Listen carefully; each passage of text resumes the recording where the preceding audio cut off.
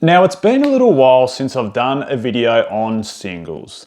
And if you look behind me, there's probably a clear reason for that. Generally, most of the viewers that watch this channel, and thanks heaps for tuning in, by the way, are probably seeking mostly sealed advice, because that's essentially what I do. I would say 4 out of 5, or even maybe 9 out of 10 videos that I do are focused more heavily on sealed. But today we're talking about singles. And look, the title and catchphrase and thumbnail of this video, you know, the shocking demise of singles, or whatever headline you want to throw out there, that's what we're essentially going to be talking about. And look, I don't like to say that I told people so, but I warned lots of people at the start of the year when we saw massive increases in singles that this wasn't going to last forever. You know, the amount of upward pressure that was put on pricing, which we'll get into in a second, was just not sustainable. And let's talk about the ins and outs of that. So, Pokemon singles, investing in them, what's happened, why we're seeing shocking and drastic demises in singles prices. Let's jump into it. But just in case you've been living under a rock and haven't realized what's been happening in the last month, this is how a lot of singles have been tracking. So this is straight off the Collector app. There is a link in the description to download it. And of course, they are the sponsor of today's video. We're partnered up with them. So awesome app. And you'll see how easy it is to use. So let's just jump in. So have a look at some of the singles. We'll start with Surging Sparks. And look, the main hit inside here, which is of course the Pikachu. Look, love it or hate it. A lot of people say, look, we could have much better artwork on that, and perhaps we could have. And look, I'm going to touch on that point again in a second when it comes to singles artwork, but let's scroll through, right? So we're seeing a lot of singles here from Surging Sparks. The Pikachu, of course, the Latias, the Milotic, there are so many, the Hydreigon, like there's so many singles that are just trending in one direction. And then if we jump into other sets inside here, even, you know, modern sets like Stellar Crown, like Terrapagos isn't even the main chase card anymore. It's been overtaken by, is it Squirtle or Bulbasaur? Anyway, either Squirtle or Bulbasaur, I think it's Squirtle, but it's been overtaken, and look again, trending in the downwards direction. If we jump into other modern sets like Twilight Masquerade, that Greninja has been trending in one direction. Even the card that nobody thought could be stopped, which is Bubble Mew, a card that even has its own code name from Paldean Fates, the Bubble Mew is also trending in one direction. And look, let's talk about some of the reasons as to why this is happening. And just on that, the Pikachu artwork, and this is a little bit of a side note, but one thing I think that's come about or happened from Pokemon Pocket is I think Pokemon Pocket has shown us just how damn impressive and good the artwork could be for a lot of cards. And look, I'm not saying Scarlet and Violet is a bad era, because it's not at all. Illustration rares are phenomenal, special illustration rares are phenomenal. What the Pokemon Company has done with this era to shed and bring so much life back into the Pokemon TCG, even more than what it had during the latter half of Sword and Shield, it has gone absolutely gangbusters, and they're not doing anything wrong. I'm sure the profit they're making is just absolutely astounding and astonishing. But when it comes to what could have been, I've said all along that I feel Scarlet and Violet sets have missed a few tricks. And that doesn't mean I'm saying they're bad, because look, of course there are some bad sets, but there's no Darkness Ablaze or Rebel Clash inside Scarlet and Violet. In fact, for the most part, Scarlet and Violet era has done such a phenomenal job. But it still doesn't mean that they haven't quite missed a few tricks. And that's what I mean by artwork. You look at Pokemon Pocket and you look at some of the artwork for the singles, although it's digital cards, you go, far out. Like, that is impressive. Why didn't we have some of this transferred into the real life thing? And look, you look at a card like Pikachu from Surging Sparks and you maybe go, well, hold on, they missed a trick there. And then even Team Rocket. You know, the latest set that's about to come out, Destined Rivals, which is of course a combination of 2 Japanese sets, one of them being the glory of Team Rocket. And you look at some of the artworks we're seeing in Pokemon Pocket and you go, well, why? Like, why couldn't they have transferred some of this phenomenal artwork into Destined Rivals? And look, that's maybe the gripe with Destined Rivals. I don't think people are saying this is a bad Pokemon card set or this is going to be a bad Pokemon card set. I think the argument from the most part, including me, is that it could have been so much more. It could have even been better. And if you're going to nail something, nail it properly. Like, if you're going to do something, do it properly. And that's, I think, where the gripe is coming with some of the singles. Anyway, that's a complete side note. It's not really the topic of today's video, but maybe some of you guys or girls at home agree with me or disagree with me. But that's where I see it sitting when it comes to some of the tricks that have been missed with artworks. I've said all along, like, why not put a Gyarados SIR into Paldea Evolved? I'll once again get bagged out for the way I say Paldea. But on to singles, right? So we've seen massive declines in lots of singles. And why does that happen? There's only one reason something reduces in price, and that is simply the supply-demand metric. So a couple of things. One, there's this idea, well, it's not even an idea. Like, on the forefront, it looks like there's some reprints coming across the Scarlet and Vidia. And what does reprints do? Of course, it adds more volume to the market.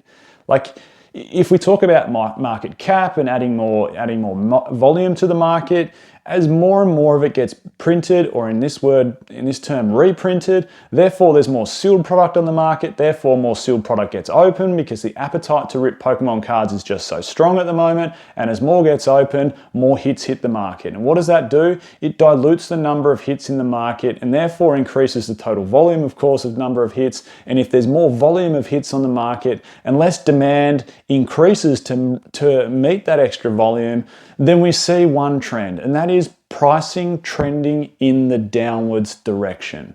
And look, reprints haven't quite hit us at the moment, but even the thought or the fear of reprints coming can be enough to have that happen. Now, I think the second reason we're seeing decreases in singles prices is, and this is an interesting one and quite a complex issue, is there's been so many people in 2025 that have thought, and once again, almost like mid 2020, early 2021, or mid 2020, late 2020, early 2021, that Pokemon is a really easy vessel to make quick money off. And look, it can be.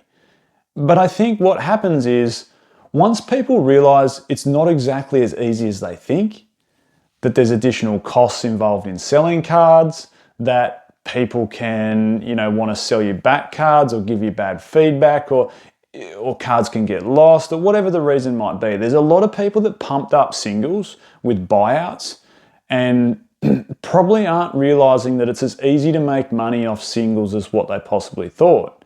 And as a result, I think a fair few of those people have probably left the hobby now. And look, it doesn't last long. What's the old saying? Fast money equals slow problems. And for anyone thinking they can make a real quick buck, in a lot of cases, it just doesn't happen. And once those people realize that, and look, maybe some people did, good on you if you did. If you're watching this and you're laughing and going, well, I made 10 grand in a month off, pumping up singles, buying them, and then on selling them at a higher price. Fantastic. Great. Like, good on you. That's awesome for you. But a lot of people probably found it a lot harder than what it is. And what I'm getting at is, a lot of those people have probably left the hobby. Those people wanting to make a quick buck off things have probably left the hobby. And what happens when we're left, I guess, with less people in the hobby, then of course it's the same thing. When we're talking about supply demand, that's all it comes down to.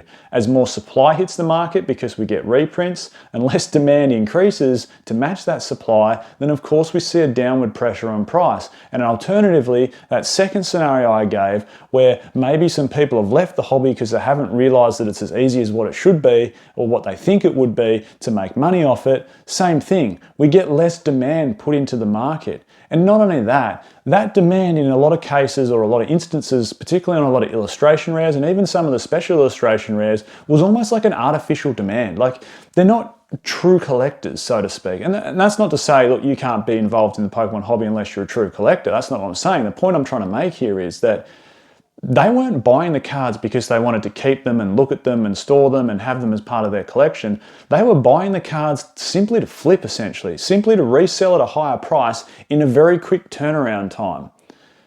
And when that goes, inevitably, of course, we see less demand. And as a result, look at singles prices at the moment. And now, to circle all the way back around to the start of the video, I mentioned, I said, I hate to say that I told you so, but this was inevitably going to happen. There needed to be some sort of market correction when it came to singles. All singles were going to like unheard of prices, to have like Surging Sparks, for argument's sake, to have, half a dozen hits sitting over $100. And to have so many ancillary hits in illustration rares, even from sets like Scarlet and Violet base, you know, north of $20 when they were sitting at like $3 cards not long ago, that just doesn't stack up. Like, there was too much upward pressure put on pricing for almost this artificial level of demand when it comes to singles that we needed a market correction. And this isn't a bad thing. Don't think of this as a bad thing. This is what happens with singles. And that's why I say, look, if you want a safer investment, and this is why I talk about sealed Pokemon card investing so much, I'm not saying sealed just goes like this. Of course, reprints can happen and it can affect pricing, but if we're looking over a 5 or a 10-year span, you know, a sealed product is such a safe investment in comparison to singles. Now, on singles, look, this market correction that's happened where a lot of it has returned back to a normal price, and, you know, Greninja all along, I say like $300 for a card that's like a 1 in 1,000 chance to pull, with a beautiful artwork, in my opinion. Some people hate it. A lot of people also love it. A card with a 1 in 1,000 chance to pull, a popular Pokemon with a nice artwork, you know, $300 raw sounds like a fair price for that card. When it pumped up to $420 or $430 or whatever it got to, it was like, hold on, that's a lot of money for that card. Like $300 feels fair for that. So this market correction, it almost feels like Pokemon singles are returning to a fairer price point. You know, a price point that's not manipulated, a price point that feels fair for both, you know, collectors, investors that maybe see these going up in the future, and talking about them going up in the future to finalize this whole video. You know, these are the ebbs and flows we see. We saw this towards the latter end of Sword and Shield era, where we had a lot of mid-era Sword and Shield cards that absolutely started spiking because people were thinking, well, they're never going to be printed again, and that's what's going to happen, and it's going to be harder and harder to get them. You know, we saw cards like, you know, the Galarian Birds from Chilling Reign.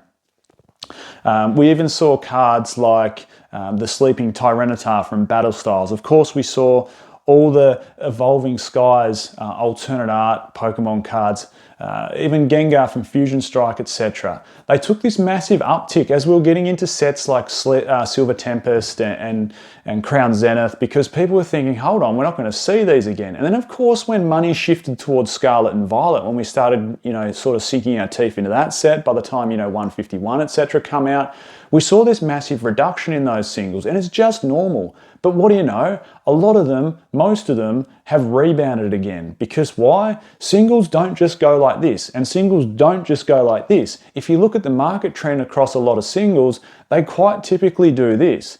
And the point is, when it comes to investing in singles, while they're doing this, don't buy while they're up here. Buy while they're down here.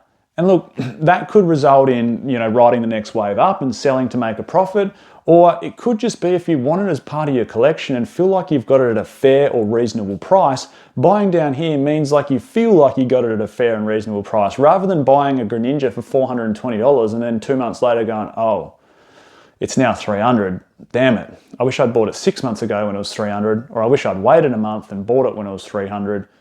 You feel a little bit disappointed. So my point is, if you're investing in singles, enjoy the ride because it's going to be a turbulent one. And if you can try and buy a card on its way down at the low point, it's going to be a better investment or a better sort of feeling when you're putting it as part of your collection. I'm Michael, this is PokeOz.